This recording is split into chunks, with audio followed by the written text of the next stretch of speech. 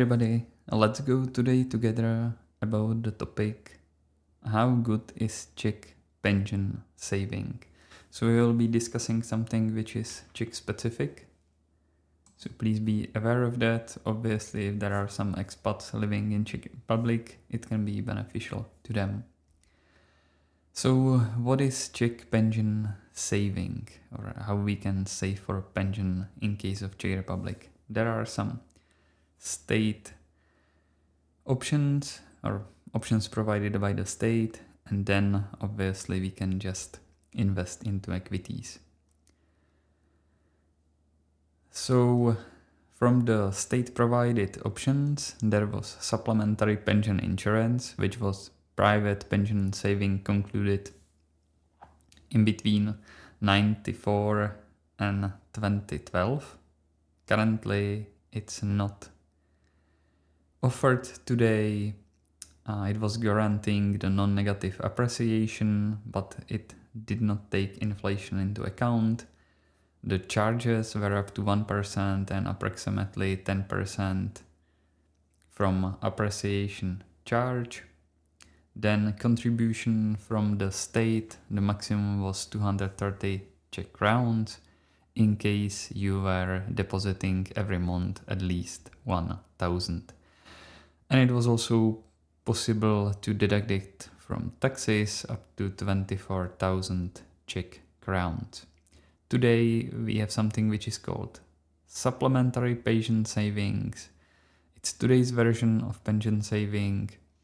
You can change from 3 strategies, and then based on that your fund invest into proper instruments. So you can select from conservative, balanced and dynamic. Usually only the dynamic makes sense because it's trying to actually get the biggest gains. And if we take into account that average inflation in Czech Republic is around 3% during the last 22 years, it definitely makes sense if you are young to invest into dynamic strategy. Then fees are up to 1% and approximately 15% from the appreciation. Please note, these are actually the maximum for the dynamic strategy, and it's given by the law. And usually most fund companies or companies providing these pension savings are charging the most they can. The contribution from the state is similar from the 1,000 deposit. You can deduct it from the taxes, but it really means that you are getting back just 3,600 because you can just deduct it from the base of the tax. So it's not really like you are getting the full 24,000 back. There are some changes ahead of us for 2024. Because the state wants to motivate people to actually save more. Previously it was sufficient to save just 1,000 to get the biggest benefit from the state. Currently, let's say the benefit from the state or chipping in from the state was increased into 320 Czech crowns, but also the minimal investment from when you are getting this maximum benefit or bonus from the state increased from 1,000 into 1,600. There will be also alternative investment fund, so it will be added into the existing 3 strategies, so conservative, balanced, dynamic, and now there will be also alternative. It will be allowed to invest into, let's say, for example, peer-to-peer lending and so on. Simply forbidden investment currently for current funds, so the alternative will offer some ability to ideally get higher returns. Obviously we still don't know the details, for example what would be the fee and so on, so we have to wait for the finalization of the proposals. Then another new thing would be long-term investment product. It will be provided by the company's license through Czech National Bank, and it will be done in a way that you can invest into equities, for example, shares or bonds, and then the benefit would be that your employer can actually give you some bonus, and it will be tax-free from the employer point of view, and also you will be able to deduct these investment or pension savings from the tax. But as usual, it's still unclear what will be precise fees and so on, so we have to wait. And then there will be also change how we can use the tax benefits. So today we can use 24,000 for retirement savings and 24,000 for life insurance. So this is going to be combined together, and you can use all 48,000, for example, just for your pension savings. Good. Now we are going to compare the dynamic funds provided by the biggest Czech banks, and then we will compare it against exchange traded fund, and we will try to assess if there is any possibility how to invest in a more effective way. So all these funds were established inside 2013 when there was change in the offered product. Then fees are usually kept around 1% from the investment amount of money and 15% out of appreciation, which is actually the legal maximum of dynamic fund. We will also assume the average annual appreciation, which is being presented by the pension fund saving companies, which is 6% for dynamic funds of banks, and it's according to their website, and it's already after deduction of the fees. In case of exchange traded fund, we selected eShares Core MSCI World UCITS ETF, which is something that we can buy inside Europe. Currently, the long-term average is 8.6% per year, but there is 0.2% fee, so we have to subtract it, so in total it will be 8.4% per year. And it was established inside 2009. Now it's also good to know that average inflation in the country, in Czech Republic, over the last 23 years is 2.9, so nearly 3%. So we definitely want to generate appreciation above that, so that our money at least keep its value. So now let's compare what we will get. So in case of current version of pension saving, 6% per year appreciation, compounded of course. Then we will monthly save 1,000, the state will give us 230, and we will evaluate it for 30 or 35 years, which means that monthly total that we will be paying is 1,000 from us, 230 from state, so 1,230 in total. Be careful in case we decide to fully cash it out, then we have to pay 15% tax on the state bonus and also on the appreciation. Whereas if you select your pension to be paid over, for example, 5 years, then it's tax-free. Very often these pension companies are also just buying ETF, which are exchange traded funds. So now if we evaluate this investment from the 30 years point of view, over those 30 years, if we are paying 1,200, we will from our money put there 442,800 Czech crowns, and the final amount would be 1,237,000 Czech crowns. So this is what we will get in the end. Now if we do the same over 35 years, then we can see that the final amount of money is 1,743,000 Czech crowns. Now, what if we, based on all conditions, so pre-2024, what if we try to invest into exchange traded fund?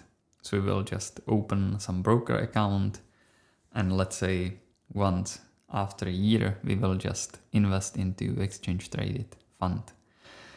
So we will be trying to do same conditions. So we are giving 1,000 per month. Obviously the state is not going to give us anything. We will evaluate from 30 to 35 years, which means monthly we are paying only 1,000 as opposed to 1,230 in the previous slide. The very nice thing, as per current law in Czech Republic, after holding 3 years these shares of exchange traded fund, it's tax free. Of course, we are here at currency risk, because usually the exchange traded funds are denoted in USD or Euro. So after 30 years, we will put there 360,000, and in the end, we will get 1,596,000. If we do the same over 35 years, so we see that we will have 2,451,000. No worries, now we will do it as per new conditions, which would be valid from 2024, and then we will of course compare it, what is the difference. So here, based on new conditions, we will be saving 1,600, the state will give us 320, we will evaluate it from 30 and 35 years, so monthly total would be 1,920. As already mentioned, we have to then use it over a period of time. We can't just ask the company to cash out everything, because otherwise we will be taxed. So in this case, after 30 years, we will have 1,930,000, and in case of 35 years, we will have 2,721,000 Czech crowns, which will be value that you can use because we saved this amount of money. Now let's see what will happen if we rather put it into ETF for global shares, which has a higher return or interest rate per year, the average one. So here we will be saving 1,600, the state is not going to give us anything, which means we are really saving just these 1,600. And now let's see, after 30 years we have 2,537,000, and after 35 years we have nearly 4 million. So what is the conclusion?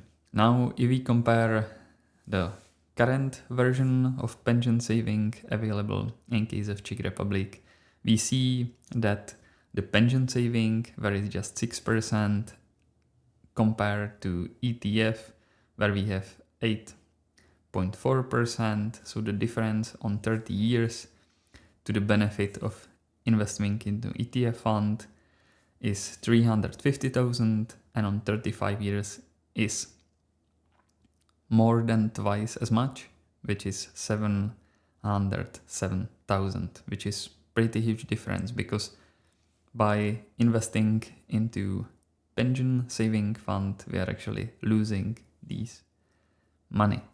But look, based on new conditions, because obviously state is trying to motivate people to save more, to have more during the pension. If we again compare the difference, then the ETF fund is winning even here, but the difference is even higher. On 30 years is 607,000, and on 35 years is 1,200,000. How is that possible, that there is such a huge difference?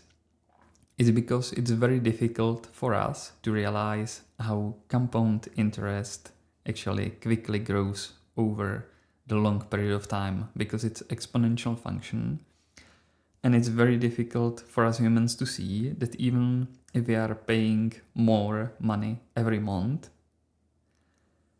that just the difference of 2.4%, which is difference in between 6 to 8.4, can do some such miracle. And that's very important to realize. So this is simply because how our human mind works. But when we realize it, then we can actually make better decisions. And the reason why the pension funds are providing less, it's because we are paying a lot of fees. So we are actually giving our money to someone else instead of keeping this money for ourselves. And often the pension fund is also buying ETFs. So we can also do it. We can do it with much lower fees. And that's the reason why the companies do not want us to know it, because otherwise we would be doing that also. Of course, it's important to realize that there is, in case we are buying directly ETF funds, the currency risk, because in Czech Republic we need Czech crowns, but we can usually invest only inside US dollars or euros. It's also true for the pension fund, but given the size of the pension fund, they have much more options how to actually fight the currency risk. So this is something very important to realize. And of course, all the calculations are based on historical data, and history doesn't have to repeat itself. So this is very important to remember, that all the calculations are based on the historical data, but over a long period of time we know how the markets actually work and what to expect. And what about you? How are you going to protect and increase your wealth?